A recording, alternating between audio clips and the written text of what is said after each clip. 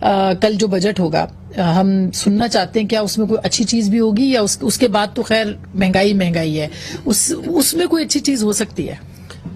دیکھیے اسباب بجٹ پہ بات کرنے سے پہلے آپ دیکھ لیں کہ اس وقت پوری دنیا کہاں پہ جا رہی ہے، اور آپ نے ایک دو روز پہلے دیکھا ہوگا جو ورلڈ بینک نے گلوبل اکنامک آؤٹ لک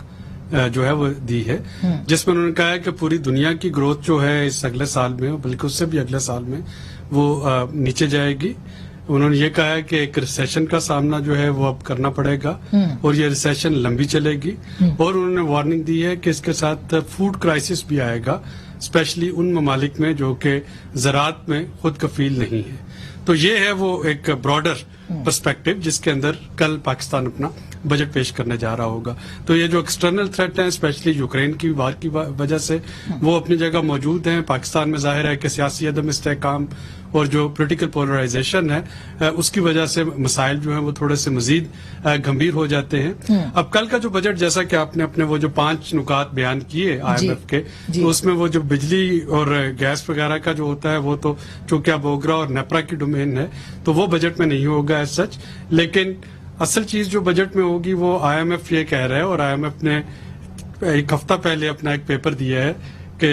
دنیا اور پاکستان کو نہیں پوری دنیا کے لیے کہ حکومتوں کو اس فائنینشیل کرائسس سے انرجی کرائسس سے کیسے نپٹنا ہے۔ تو انہوں نے کہا ہے کہ صرف آپ اپنے جو بہت ضروری ایکسپینڈیچر ہے، تو لفظ ضروری پہ ان کا ایمفسس ہے کہ جو آپ کے بہت امپورٹنٹ ایکسپینڈیچرز ہیں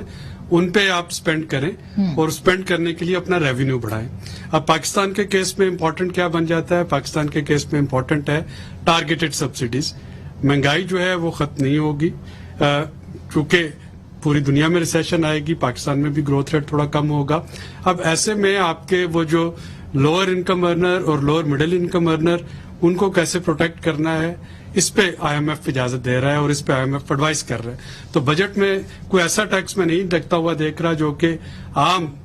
جو شہری ہے اس کو ہٹ کرے، لیکن جو آپ کی مڈل کلاس ہے، جو آپ کی اپر مڈل کلاس ہے اور جو آپ کی اپر کلاس ہے، ظاہر ہے کہ یہ جو 1400 روپے اپر کلاس پہ تو میں نے ابھی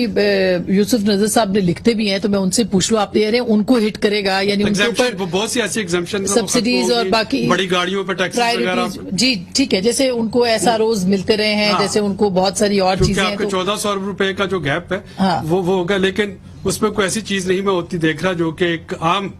شہری کو ڈائریکٹلی ہٹ کرے۔ اچھا، وہاں پہ ٹیکسز میں اضافہ، اشرافیہ کے اوپر ٹیکسز لگ رہے ہیں، لگیں گے، مڈل کلاس افیکٹ ہوگی، ٹھیک ہے، لیکن جو لوور انکم ارنر ہیں اور جو لوور مڈل انکم ارنر ہیں وہ اتنے زیادہ، جو 40% آپ کا سیگمنٹ ہے وہ بجلی اور گیس کی قیمتیں بڑھنے سے تو ظاہر ہے وہ فرق پڑے گا، ان کو فرق پڑے گا، لیکن بجٹ میں کوئی ایسی چیز نہیں ہوگی جس میں کہ ڈائریکٹ ان پہ ٹیکس نہیں لگے گا۔ یوسف نظر صاحب